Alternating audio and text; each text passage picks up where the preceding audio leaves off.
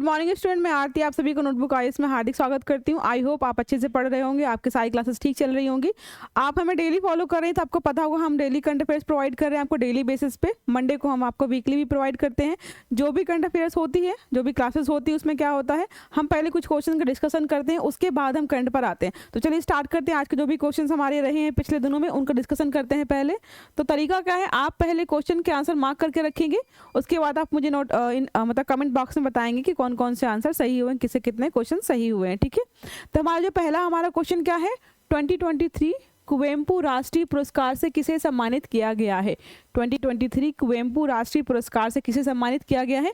जो भी क्वेश्चंस होते हैं पुरस्कार से रिलेटेड, वो बहुत अपने आप में बहुत महत्वपूर्ण होते हैं। कोई ना कोई क्वेश्चन जरूर बनता है आपका पुरस्कार से रिलेटेड। तो क्या है कुवेम्पु राष्ट्रीय पुरस्कार, इसके ऑप्शन देखते हैं हम।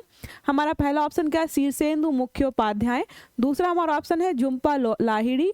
तीसरा हमारा ऑप्शन है अमृत सेन। और चौथा हमारा ऑप्शन है भगत भार्गव। ठीक है, तो ऑप्शन देख लीजिए आप, जो भी आपको सही लगे आप उसको टिक कर लीजिए। हमारा सही ऑप्शन क्या है इसमें, शीर्षेंदु मुखोपाध्याय। ये शीर्षेंदु मुखोपाध्याय है, बंगाली लेखक हैं। शीर्षेंदु मुखोपाध्याय को 2023 में कुवेम्पु राष्ट्रीय पुरस्कार से सम्मानित किया गया है। जो आपसे पूछ सकता है कि हाल ही में किसे कुवेम्पु राष्ट्रीय पुरस्कार दिया गया है, वो कहाँ से बिलोंग करते हैं, तो वो बंगाली लेखक हैं। यहाँ पे लिखा हुआ वो बंगाली लेखक हैं। ठीक है, आप इसको नोट कर लीजिएगा। चलते हैं नेक्स्ट क्वेश्चन पर। हमारा आज का नेक्स्ट क्वेश्चन क्या है, अखिल भारतीय रबड़ उद्योग संघ एरिया के अध्यक्ष के रूप में किसे चुना गया है। अखिल भारतीय रबड़ उद्योग संघ के नए अध्यक्ष के रूप में किसे चुना गया है। क्वेश्चन आप ध्यान से पढ़ लीजिए। ऑप्शंस देखते हैं, रमेश केजरीवाल, जफर अहमद, शशि सिंह, इंदिरा पारेख। तो ऑप्शंस देख लीजिए आप, इसमें मार्क करिए कौन सा सही होगा। इसका सही आंसर क्या है, शशि सिंह। शशि सिंह को अखिल भारतीय रबर उद्योग संघ का नया अध्यक्ष चुना गया है। इन्होंने किसको रिप्लेस किया, इन्होंने रिप्लेस किया है रमेश केजरीवाल को रिप्लेस किया है इन्होंने। ठीक है, आप ये याद रखिएगा। इसके बाद थोड़ा सा क्या है, भारत के रबर उद्योग का प्रतिनिधित्व करने वाली अग्रणी संस्था जो एरिया है इंडस्ट्री है, हाल ही में एक नए महत्वपूर्ण नेतृत्व परिवर्तन की घोषणा की है। रमेश केजरीवाल की जगह अब शशि सिंह को नया अध्यक्ष चुना है, तो आप ये याद रखिएगा। नेक्स्ट हमारा आज का क्वेश्चन क्या है, एडिडास। एडिडास चीन के बाहर एशिया में अपना पहला वैश्विक क्षमता केंद्र GCC कहाँ स्थापित कर रहा है। वो इंडिया में कर रहा है। ठीक है, चीन के बाहर एशिया में, मतलब भारत में कहाँ पे किया जा रहा है एडिडास का नया वैश्विक क्षमता केंद्र। आप ये बिल्कुल ध्यान से पढ़िएगा, क्या है, पहला है विश्व में पहला वैश्विक क्षमता केंद्र किसके द्वारा स्टार्ट किया जा रहा है, किसके द्वारा स्थापित किया जा रहा है, एडिडास के द्वारा। चीन से बाहर, मतलब अभी तक सिर्फ चीन में ही था, अब पहली बार एशिया में कहाँ स्थापित किया जा रहा है। तो ऑप्शन हमारे क्या है, बेंगलोर, मुंबई, चेन्नई, दिल्ली। आप आंसर मार्क करिए। इसका सही आंसर होगा चेन्नई। तो चेन्नई में पहला हमारा क्षमता केंद्र स्टार्ट किया जा रहा है। ठीक है, जर्मन निगम जिसका मुख्यालय हार्लो जेनोराज बवेरिया में है, चेन्नई में अपना ग्लोबल बिजनेस सर्विसेज हब स्थापित करने के लिए तैयार है। ठीक है, आप ये नाम याद कर लीजिएगा, एक बार ध्यान से पढ़ लीजिएगा नाम क्या है कंपनी का और कहाँ की है, जर्मन की कंपनी है और वह कहाँ पे स्टार्ट कर रही है अपना केंद्र, चेन्नई में स्टार्ट कर रही है। ठीक है, स्थापित कर रही है। नेक्स्ट हमारा क्या है, 10वीं शताब्दी का शिलालेख कहाँ खोजा गया है। ये हिस्ट्री से रिलेटेड हो जाता है आपका और करंट से भी रिलेटेड है। तो बोल रहा है 10वीं शताब्दी का शिलालेख कहाँ से खोजा गया है या कहाँ पाया गया है। हमारे ऑप्शंस देख लेते हैं। हमारा ऑप्शन क्या है, उत्तरी गोवा के काकोड़ा में महादेव मंदिर में खोजा गया है। बी ऑप्शन है दक्षिण गोवा के काकोड़ा में महादेव मंदिर में खोजा गया है, या बेलगाम के कदम राजवंश महल में खोजा गया है। हमारा ऑप्शन डी क्या है, पट्टदकल में चालुक्य राजवंश महल में खोजा गया है। आप ऑप्शन देख लीजिए कौन सा है। इसका सही आंसर क्या होगा, आंसर बी। इसका सही आंसर क्या है, बी है। दक्षिणी गोवा के काकोड़ा में महादेव मंदिर में 10वीं शताब्दी का शिलालेख खोजा गया है। आप इसको कहीं छोटा सा पॉइंट बनाकर नोट कर लीजिएगा। ठीक है, नेक्स्ट हमारा क्वेश्चन क्या है, हीरो मोटोकॉर्प ने अपनी जल प्रबंधन पहल के लिए कौन सा पुरस्कार जीता है। तो हीरो मोटोकॉर्प ने हीरो मोटोकॉर्प कंपनी है जिसने हाल ही में जल प्रबंधन पहल के लिए कोई पुरस्कार जीता है। उस पुरस्कार का नाम पूछा गया है यहाँ पर। तो क्या है ऑप्शंस, क्या है? राष्ट्रीय जल संरक्षण पुरस्कार, जल प्रबंधन में उत्कृष्टता के लिए CII राष्ट्रीय पुरस्कार, हरित विनिर्माण पुरस्कार है, और ऑप्शन डी हमारा क्या है? उपरोक्त सभी। इसका आंसर देख लीजिए आप।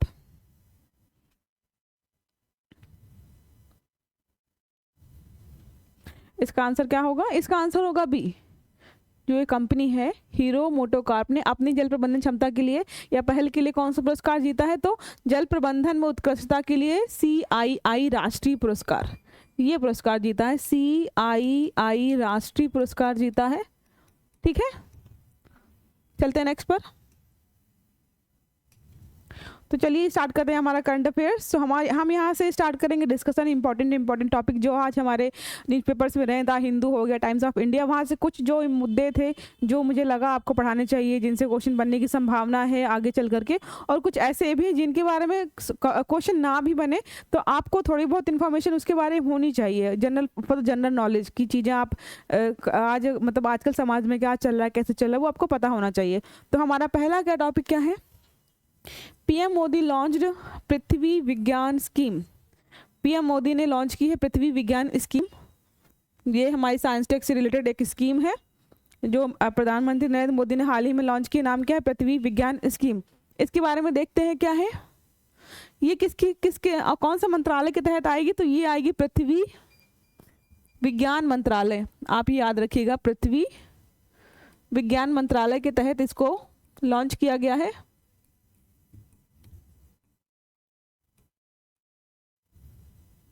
मिनिस्ट्री ऑफ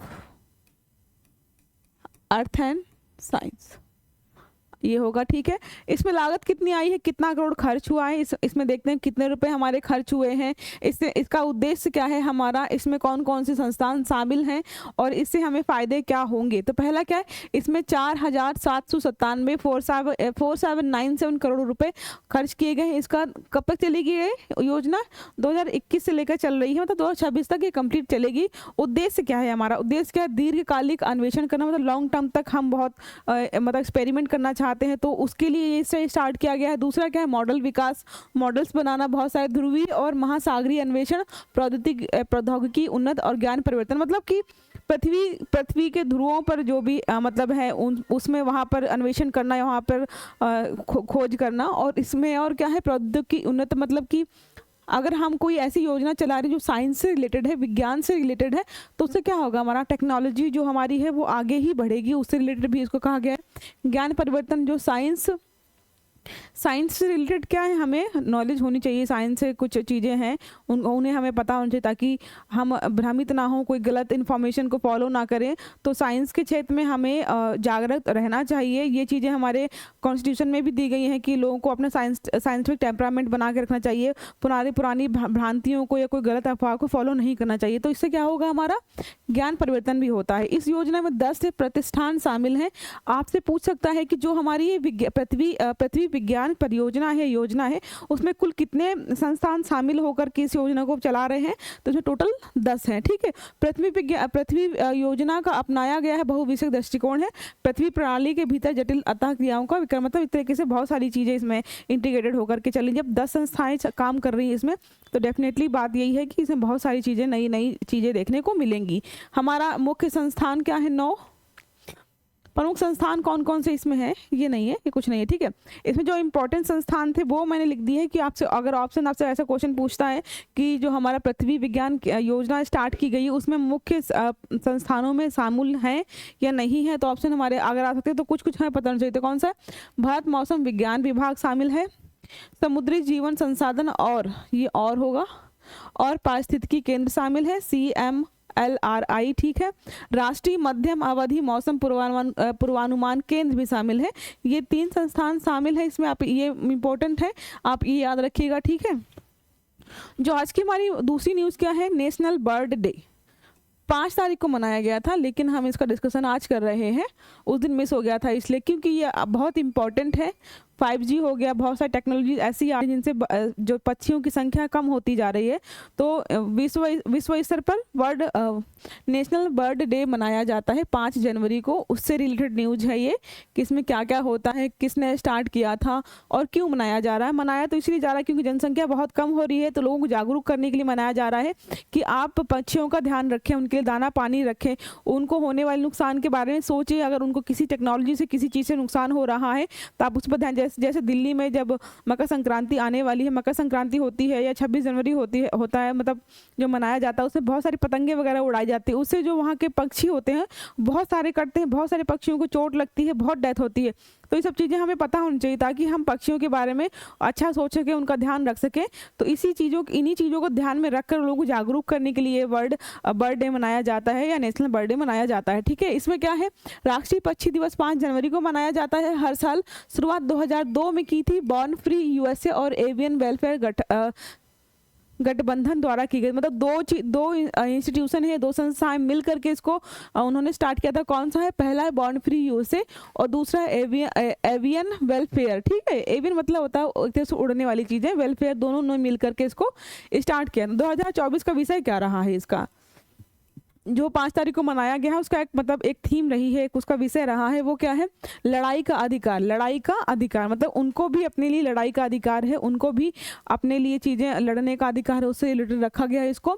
पक्षियों के बारे में जागरूकता फैलाना इसका मुख्य उद्देश्य है, बढ़ाना, जागरूकता बढ़ाना, फैलाना, संरक्षण के लिए एक महत्वपूर्ण दिन होता है। मतलब इस दिन बहुत सारे लोग क्या होते हैं, पक्षी अभ्यारण्य जाते हैं, चिड़ियाघर जाते हैं, जहाँ पे पक्षी बहुत ज़्यादा इकट्ठा होते हैं, उनको दाना खिलाते हैं, पानी खिलाते हैं, मतलब एक दिन के लिए करते हैं। बट ऐसा लगता है, मुझे लगता है कि लोगों को ये डेली करना चाहिए, लोगों को उनका ध्यान डेली रखना चाहिए, सिर्फ एक दिन नहीं कि मतलब साल में जिस दिन जो मनाया जा रहा है उस दिन थोड़ा सा एक्टिव हो गए, थोड़ी सी फिक्र दिखा ली, बट लोगों को डेली ये करना चाहिए। तो इस दिन सारी चीज़ें ऐसा लोग करते हैं। ठीक है, नेक्स्ट हमारा क्या है टॉपिक, ये बहुत मोस्ट इंपॉर्टेंट टॉपिक है इस साल का। जो वर्ल्ड की कंडीशंस हैं, ऑल ओवर वर्ल्ड में जो सिचुएशंस हो रही हैं, जो इजराइल वाला फिलिस्तीन वाला जो कांड हो रहा है, वहाँ पे जो लोगों की डेथ हो रही है, उससे क्या हो रहा है, बहुत सारे बच्चे ऑर्फन हो रहे हैं। ऑर्फन, तो वर्ल्ड वॉर ऑर्फन्स डे 6 जनवरी को मनाया जाता है, cause they to have rights. मतलब जो ऑर्फन है, जो बच्चे अनाथ हो जाते हैं, उनके भी तो अधिकार होते हैं ना, उसी से रिलेटेड ये मनाया जाता है। हर साल मनाते हैं इसे, वर्ल्ड वॉर ऑर्फन डे 6 जनवरी को मनाते हैं। जो भी बच्चे हैं जिनके माता पिता में से कोई एक नहीं होता है और जिनकी उम्र 18 साल से कम होती है, उन सबको अनाथ की कैटेगरी में काउंट किया जाता है। ये यूनिसेफ की परिभाषा, यूनिसेफ के अनुसार ये परिभाषा दी गई है। तो आप ये याद रखिएगा, क्वेश्चन पूछ सकता है आपसे कि यूनिसेफ के अनुसार अनाथ की श्रेणी में किसे रखा जाता है। तो वो बच्चे जिनकी उम्र 18 से कम है और जिनके माता पिता दोनों में से किसी एक की किसी वजह से डेथ हो चुकी है, चाहे वो रीज़न हो मतलब भुखमरी हो या रीज़न हो मतलब कोई आतंकी हमला हुआ हो, जैसे अभी बम विस्फोट वगैरह हो रही है फिलिस्तीन और इजराइल के बीच में जो हो रही हैं चीज़ें, या फिर कोई महामारी के कारण किसी की डेथ हुई हो, तो वो अगर 18 साल से कम है तो उनको अनाथ की श्रेणी में ही काउंट किया जाएगा। ठीक है, इसके बाद देखते हैं हम क्या है, ये देख लीजिए आपने। ठीक है, कोरोना वायरस महामारी ने दुनिया भर में कई बच्चों को खाद्य सुरक्षा और बुनियादी स्वास्थ्य और स्वच्छता सुविधाओं तक पहुंच जैसे मुद्दों को आगे बढ़ाया। जब कोरोना वायरस आया था तो बहुत सारे ऐसे बच्चे थे जिनके पेरेंट्स गुजर गए, मतलब जिनके पेरेंट्स की डेथ हो गई। तो ऐसा फिर बहुत सारे मुद्दे ऐसे आए, क्या हुआ इससे कि बहुत सारे बच्चों को स्वास्थ्य की सुविधाएं नहीं मिली, स्वच्छता सुविधाएं नहीं मिली, उनको खाने पीने की खाद्य सुरक्षा भी नहीं मिली। और इन चीज़ों को देखते हुए चीज़ें और भी आगे आई हैं। ऐसे बच्चे भावनात्मक और सामाजिक भेदभाव का सामना करते हैं। जिन बच्चों के पेरेंट्स नहीं होते हैं वो अपने आप में बहुत वनरेबल होते हैं, तो उसमें क्या होता है, वो भावनात्मक रूप से भी बहुत कमज़ोर होते हैं, बहुत मतलब दयनीय स्थिति में होते हैं। उस सामाजिक रूप से भी लोग सामाजिक ताने मारते हैं, और लोग ताने नहीं भी मारते हैं ना, तो लोग उनकी फिक्र नहीं करते हैं, उनकी देख रेख के लिए कोई नहीं होता है। तो ये बहुत अपने आप में बहुत दयनीय स्थिति हो जाती है। एक तो माता पिता नहीं होना, ऊपर से आप अंडर एज भी हो, 18 से कम उम्र के भी हो, तो ये बहुत समस्या हो जाती है। तो इस रिलेटेड क्या है, शुरुआत जो इसकी हुई थी, जो अनाथ दिवस है, युद्ध अनाथ दिवस है, SOS जो है फ्रांसीसी संगठन उसके द्वारा और इन्फेंट्री डिट्रेसेस के द्वारा की गई थी। तो आप ये याद कर रखिएगा कि ये स्टार्ट किसके द्वारा किया गया था, जो फ्रांसीसी संगठन SOS है और इन्फेंट्री डिट्रेसेस के द्वारा की गई थी। एम क्या है इसका, जो मुख्य उद्देश्य क्या है, मतलब ये वर्ल्ड डे मनाने का जो डे मनाया जा रहा है उसका उद्देश्य क्या है, उसका उद्देश्य क्या है, संघर्ष से प्रभावित बच्चों की मदद करना, जो बच्चे ऐसी कंडीशंस में, जो ऐसी चीज़ों को संघर्ष है मतलब कर रहे हैं, उनको फेस कर रहे हैं, उनके पेरेंट्स नहीं हैं किसी भी कारण से, उनको मदद करना। संयुक्त राष्ट्र बाल कोष जो है यूनिसेफ के अनुसार एक अनाथ को बताया मैंने 18 से कम उम्र के बच्चे के रूप में परिभाषित किया गया है जिसके जिसके मतलब माता पिता में से कोई भी एक मर गया हो, मतलब जिसकी मृत्यु हो गई हो, दोनों में से कोई एक ना हो या दोनों ना हो। ठीक है, ये हमारा मतलब द हिंदू में एक आर्टिकल था, मैं बताती हूँ इसके बारे में आपको। ये प्रोफेसर है, मद्रास में एक क्रिश्चियन कॉलेज था, उसमें इन्होंने मतलब एक स्पीच दी, उसमें सेकुलरिज्म के बारे में कुछ बोला है। तो उन्होंने क्या बोला है, secularism in India is just as same as Europe says Akeel Bilgrami. Akeel Bilgrami ने ऐसा कहा है कि जो सेकुलरिज्म है, भारत वाला सेकुलरिज्म है, वो यूरोप के बराबर मतलब बिल्कुल सेम एट इज है। लेकिन ये गलत बात है क्योंकि भारत के सेकुलरिज्म यूरोप के सेकुलरिज्म से बहुत अलग है। यूरोप में क्या होता है, आपका धर्म अलग है, आपकी राजनीति अलग है, मतलब बिल्कुल चीज़ें अलग अलग हैं, कोई सपोर्ट नहीं। आप पर्सनली कोई धर्म मानते हैं वो आप पर्सनली ही मानिए, आप पब्लिक प्लेस पे कोई भी धार्मिक चीज़ें नहीं मना सकते हो। जैसे भारत में क्या है, नवरात्र है, दिवाली है, होली है, और कोई अगर मुस्लिम त्यौहार है, ईद है, और भी कोई चीज़ें होती हैं तो आप पब्लिकली ही मना सकते हो। लेकिन यूरोप में हो गया, फ्रांस जैसी जगहों पे, वहाँ पे आप पब्लिकली कोई भी धार्मिक उत्सव नहीं मना सकते, धार्मिक अपनी आस्था को बाहर शो नहीं कर सकते। तो बिल्कुल डिफरेंट है, अलग है। ये इन्होंने जो भी स्टेटमेंट दिया, आई डोंट नो क्यों दिया, बट ये गलत स्टेटमेंट है। ऐसा कुछ भी मैच नहीं करता है यूरोप से हमारे यहाँ पर। ये चीज़ें बहुत बार लोगों ने प्रूव भी की हैं, बहुत एग्जाम्पल्स इसके लिए अवेलेबल है। तो इसके बाद हम देखते हैं उन्होंने बोला क्या है। ठीक है,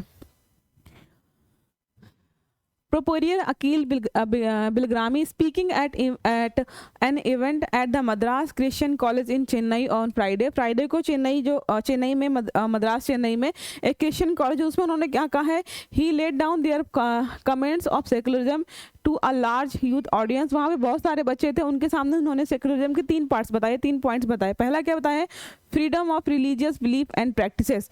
आप जो भी धार्मिक मान्यता आपकी है उसको मानना, उसको फॉलो करना, ये सेकुलरिज्म है उनके अनुसार। दूसरा क्या है, principle inserted in the constitution on the make no mention और religious such as equality, freedom of speech and gender equality. मतलब कि क्या है कि जो हमारा कॉन्स्टिट्यूशन है वो किसी चीज़ को लेकर भेदभाव नहीं करता है। आपका फ्रीडम ऑफ स्पीच हो, आपका इक्वालिटी हो, या फिर आपका जेंडर इक्वालिटी हो, सारी रिलीजियस इक्वालिटी हो, या मतलब इन चीज़ों को लेकर के हमारा कॉन्स्टिट्यूशन भी मना नहीं करता। तीसरा पॉइंट क्या है, meta community which says if there is a clash between first and second.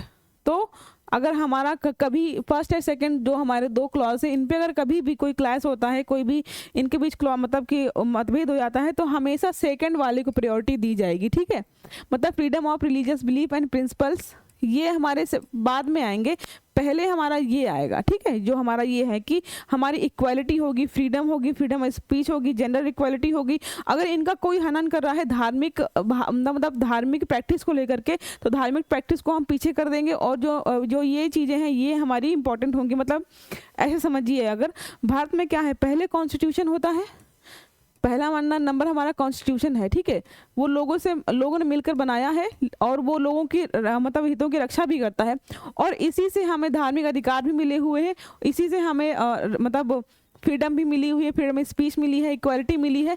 अगर इन चीज़ों का हनन होता है, इक्वालिटी, फ्रीडम ऑफ स्पीच का, और धर्म का हनन होता है, तो हम मतलब कि किसको पहले सेव करेंगे, जो इक्वालिटी है, फ्रीडम इक्वालिटी है, जेंडर इक्वालिटी है, इन सब चीज़ों को पहले हम प्रायोरिटी देंगे, लोगों को प्रायोरिटी देंगे, धार्मिक मान्यताओं को उसके बाद रखा है हमने। ठीक है, नेक्स्ट हमारा क्या है, इसी में से रिलेटेड है सेकुलरिज्म। मतलब सेकुलर का मतलब क्या है, आप जो भी धार्मिक मान्यता को मानते हैं आप मानिए, उससे आपको कोई मना नहीं करेगा, लेकिन आप दूसरे की धार्मिक मान्यताओं का या भावनाओं का भी सम्मान करिए। तो मतलब क्या है, देखिए सब अलग है, सबका धर्म अलग अलग है और सब साथ में है, ये सेकुलरिज्म है। क्या है, let the world know we are proud to be Indian. क्योंकि इंडिया में क्या है, बहुत सारे धर्म पाए जाते हैं, बहुत सारे धर्म अलग अलग तरीके के लोग हैं। इससे रिलेटेड कुछ हम पॉइंट देख लेते हैं कि what is Indian secularism. Indian secularism है क्या आखिर, क्या उसमें मतलब उसको हम कैसे डिफाइन कर सकते हैं, हमारे कॉन्स्टिट्यूशन में उससे रिलेटेड कौन से आर्टिकल्स दिए हुए हैं, कौन से नियम बनाए गए हैं, उनको हम एक बार देख लेते हैं। पहला क्या है, secular means separate from religious और having no religious basis. Secular का मतलब होता है बिल्कुल अलग होना, मतलब धर्म से रिलेटेड, धर्म से कोई भी कनेक्शन नहीं है उसका, ठीक है। क्या बोला है, फ्रॉम रिलीजियस और हैविंग नो रिलीजियस बेस, मतलब किसी धर्म को मानना या ना मानना, इन दोनों चीज़ों से अलग जो है वो क्या है, सेकुलरिज्म है।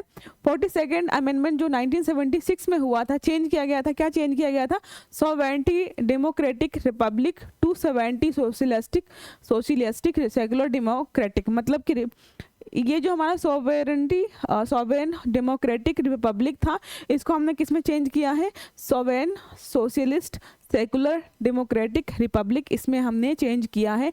And unity of the nation to unity and integrity of the nation, इन दो सेंटेंस को हमने चेंज किया है, आप ये बिल्कुल ध्यान से पढ़ लीजिएगा, ठीक है। फंडामेंटल राइट्स में भी हमने बताया है धार्मिक मान्यताओं के बारे में, जो आर्टिकल 25 से 28 तक बताया गया है कि आप धर्म को फॉलो कर सकते हैं।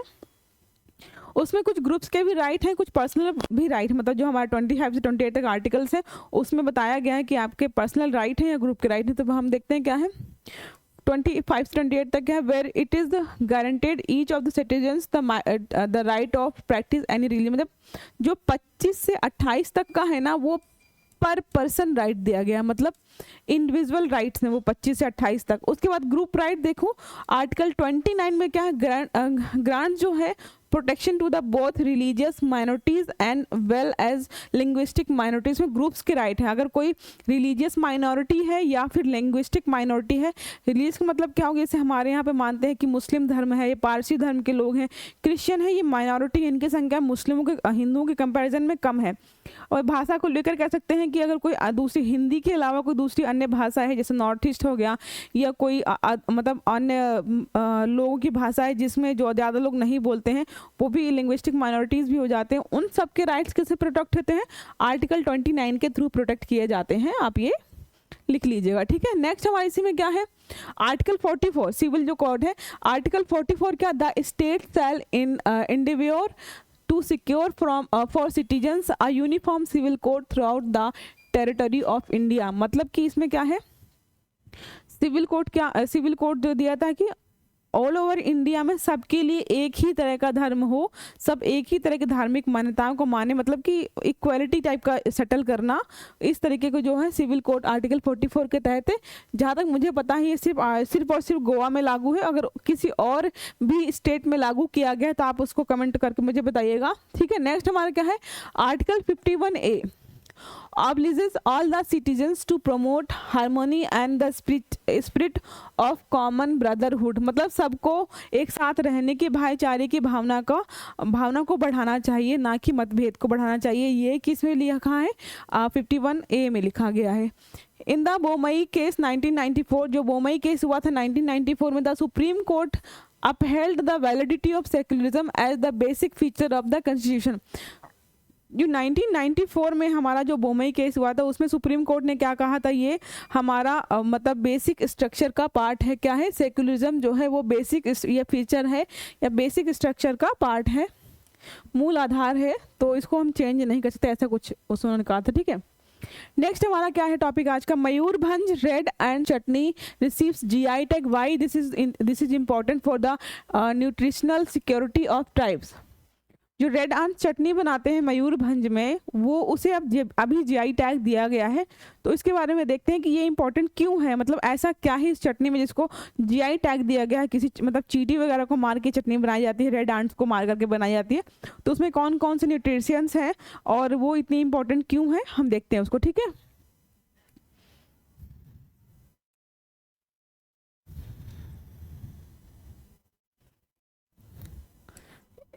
ये क्या है, सिमली पाल काई चटनी, जो हमने अभी देखी मयूरभंज चटनी मिलती है, उसको लोकली लोग क्या बोलते हैं, सिमली पाल काई चटनी। काई चटनी उसे बोलते हैं, क्या है, पॉपुलर सेवर चटनी, जो तीखी चटनी in the Mayurbhanj region sorry made with red weaver ants काई पिमपुड़ी, जो रेड वेवर आंट से मतलब जो लाल चींटी है उसको वहाँ पे लोकल लैंग्वेज में क्या कहते हैं, काई पुड़ी, काई पिंपुड़ी बोलते हैं इसी चटनी को, काई चटनी भी बोलते हैं वो लोग, ठीक है। Considered important for the nutritional security of tribal people, जो ट्राइबल पीपल जो इसको चटनी को बना रहे हैं उनके न्यूट्रिशनल मतलब कि वो डेली ही खाते हैं इसको, तो उनको जो उनकी जो बॉडी स्ट्रक्चर है, उनकी जो बॉडी नीड है न्यूट्रिशंस की, वो उसके लिए बहुत इंपॉर्टेंट बताया गया है, इसलिए भी इसको जीआई टैग दिया गया है। नेक्स्ट हम क्या है, इसके हेल्थ बेनिफिट्स क्या है। इसके हेल्थ बेनिफिट्स भी बहुत सारे हैं, इसमें बहुत सारी चीज़ें मिलती हैं। कंटेन्स वैल्यूबल प्रोटीन्स हैं, कैल्शियम है, zinc, vitamin B12, iron, magnesium, potassium, sodium, copper and amino acids, boost the immune system and help prevent diseases, मतलब कि एक तरीके से मेडिकली भी हेल्पफुल है, ये बीमारियों को दूर रखता है, इम्यून सिस्टम को बहुत स्ट्रांग करता है, और इसमें इतनी सारी चीज़ें अवेलेबल हैं, इसलिए भी ट्राइबल लोग इसको खाते हैं, ठीक है। देखते हैं कल्चरल एंड इकोनॉमिकल सिग्निफिकेंस, मतलब इसके कल्चरल और इकोनॉमिकल फायदे हैं क्या फिलहाल। Around 500 tribal families make a living by collecting and selling red weaver ant, मतलब लगभग 500 परिवार ऐसे हैं जो इन्हीं जो चींटियाँ हैं उन्हीं को मतलब बेचती हैं और उनसे अपना जीवन यापन करती हैं, तो एक तरीके से इकोनॉमिकली भी बहुत इंपॉर्टेंट हो गया ये, कल्चर भी एक तरीके से वहाँ का है ये, ठीक है। नेक्स्ट क्या है, chutney and medical oil made from ants are used for various purposes, जो चटनी है और जो तेल वगैरह इससे बनाते हैं वो बहुत सारे मेडिकल यूजेस के लिए, मतलब बहुत सारे बीमारियों के इलाज के लिए भी इसको यूज़ किया जाता है, बहुत सारे मेडिकल यूज़ हैं, इसके मेडिकल बेनिफिट्स हैं, इसलिए भी इसको जीआई टैग दिया गया है। नेक्स्ट क्या है इसी में, रेड वेवर आंट्स, इन आंट्स के बारे में पढ़ते हैं भाई, इन आंट्स में ऐसी क्या स्पेसिफिक क्वालिटीज़ है या ये कैसे रहती हैं, इनकी मतलब कॉलोनीज कैसी होती हैं, क्या है, indigenous to Mayurbhanj and found in abundance in the Similipal tiger reserve, मतलब मयूरभंज में मिलती हैं, वहाँ पे जो सिमलीपाल टाइगर रिजर्व है वहाँ पे मिलती हैं। Form colonies with nest in trees में अपनी कॉलोनीज बनाती हैं। Made for leave stitch together with silk from larva, मतलब क्या होता है वो अपनी पत्तियाँ वगैरह से स्टिच करके या लार्वा के थ्रू अपनी बड़ी बड़ी कॉलोनीज बनाती हैं। Commonly found in trees like mango, soil, jambu and jackfruit, mainly किन किन पेड़ों में पाई जाती है, मैंगो हो गया, आम का पेड़ हो गया, साल का पेड़ हो गया, जैम्बू हो गया एंड जैक फ्रूट्स जो कटहल वगैरह होता है उनके पेड़ में ये अपनी कॉलोनीज बनाकर रहती हैं, ऊपर रहती हैं, मतलब नीचे नहीं रहती हैं, थोड़ा अलग है, ठीक है।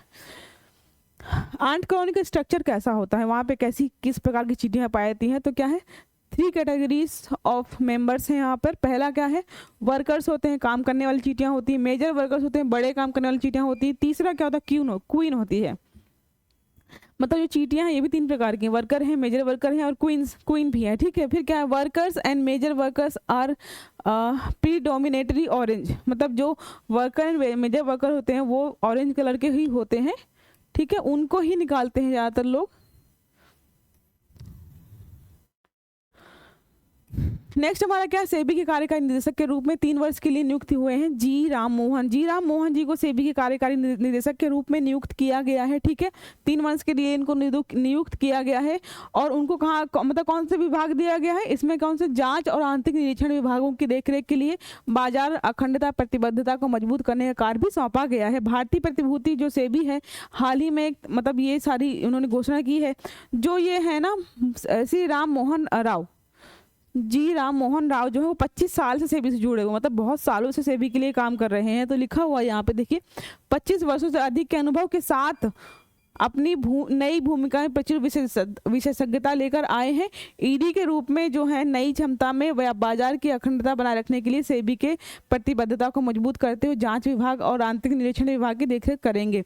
तो इन्हें कहाँ कौन सा विभाग दिया गया, जांच विभाग और आंतरिक निरीक्षण विभाग दिया गया है। 25 सालों का उनको लगभग एक्सपीरियंस है, तो आप ये सारी चीज़ें नोट कर लीजिएगा, ठीक है। नेक्स्ट हमारा क्या है इसी का, अंतरिक्ष विज्ञान नेतृत्व के लिए प्रोफेसर एड्रियन क्रूज को order of the British Empire ये अवार्ड दिया गया है। अंतरिक्ष विज्ञान नेतृत्व में प्रोफेसर एड्रियन क्रूज को order of the British Empire, ये है, ये फोटो है उनकी, आप देख लीजिएगा, ये फोटो है, ठीक है। तो क्या है, उनको कौन सा दिया गया है, order of the British Empire award दिया गया। इनके बारे में कुछ देखते हैं, क्या है, बर्मिंघम विश्वविद्यालय में गुरुत्वाकर्षण तरंग अनुसंधान समूह के एक प्रमुख व्यक्ति जो है प्रोफेसर एड्रियन माइकल क्रूज को अंतरिक्ष सेवाओं में उनके योगदान के लिए 9 वर्ष के सम्मान में सम्मानित किया गया है।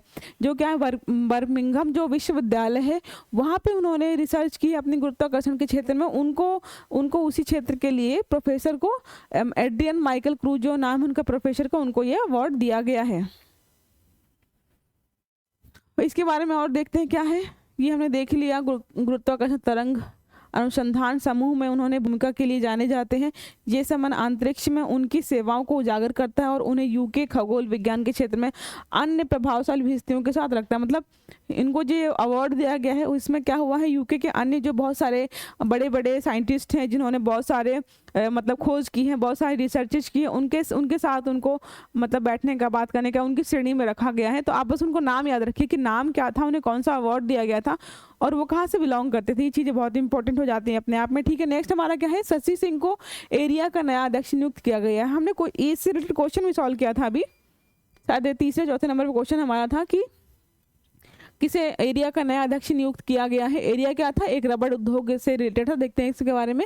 भारत के रबड़ उद्योग का प्रतिनिधित्व करने वाली अग्रणी जो company all India rubber industries association area ने हाल ही में एक महत्वपूर्ण नेतृत्व परिवर्तन की घोषणा की। रमेश केजरीवाल, मैं बताया था रमेश केजरीवाल को रिप्लेस करके शशि सिंह को नया अपना अध्यक्ष नियुक्त किया गया है। ये परिवर्तन जो है एरिया के लिए एक नए युग का प्रतीक होगा जिसमें सिंह एसोसिएशन के मिशन और लक्ष्यों को आगे बढ़ाने के लिए तैयार हैं। मतलब जो है ये नियुक्ति हुई है, इसके बारे में आपको पहले ही बता दिया था, तो आई थिंक ज़्यादा जरूरत है नहीं उसके बारे में, ठीक है। इसके बारे में देखो, जो एरिया कंपनी है इसके बारे में लिखा है क्या, मतलब एरिया में सिंह की यात्रा, जो जिनको नियुक्त किया गया अभी, वो पहले किस मतलब पोस्ट पर थे, उन्होंने पहले क्या काम किया है, वो पहले कंपनी के लिए कैसे काम करती थी, ये सारी चीज़ें इसमें ऐड की गई हैं। तो क्या है, रबर उद्योग में 2 दशक से अधिक के समृद्धि इतिहास के साथ सिंह जो है एरिया के अभिन्न अंग रहे हैं। मतलब लगभग 20 सालों से वो इस कंपनी के साथ काम ऑलरेडी कर रहे थे। उसके बाद उनको प्रमोट किया। राष्ट्रपति के रूप में चुने जाने से पहले उन्होंने वरिष्ठ उपाध्यक्ष के रूप में कार्य किया है। एसोसिएशन में उनका कार्यकाल विभिन्न समितियों में उनकी भूमिकाओं और पश्चिमी क्षेत्र के मुख्य संयोजक के रूप में प्रतिष्ठित है। विशेष रूप से सिंह ने अपने नेतृत्व और संगठनात्मक कौशल का प्रदर्शन करते हुए 2019 में सफल राष्ट्रीय रबर सम्मेलन का आयोजन किया था। मतलब ये बहुत सालों से लगे हुए हैं कंपनी के साथ, कंपनी का बेनिफिट करा रहे हैं, बहुत सारी चीज़ों का आयोजन भी किया है इन्होंने। इनका योगदान इस कंपनी के साथ बहुत ज़्यादा रहा, इसलिए उनको अध्यक्ष नियुक्त किया गया है।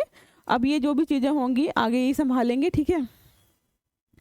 चलिए आज की क्लास को हम यहीं तक रखते हैं। आई होप आप हमारी क्लासेस डेली देख रहे होंगे। जो भी इंपॉर्टेंट करंट अफेयर्स होता है मैं आपको डेली प्रोवाइड कर रही हूँ। तो अगर आपको पसंद आ रहा है तो प्लीज़ लाइक भी करिए हमारे वीडियोस, ताकि हमें पता चले कि आपको पसंद आ रहा है। और अगर आपने हमारा अभी यूट्यूब चैनल सब्सक्राइब नहीं किया है तो कर लीजिए, बेल आइकन भी दबा लीजिए, ताकि आपको अपकमिंग जितना भी हमारे वीडियोज़ हैं, जो भी नए क्लासेस आने वाले हैं, उनका नोटिफिकेशन आपको मिलता रहे। चलिए आप हमसे जुड़े रहिए, आप क्लासेस देखते रहिए। Have a good day, thank you.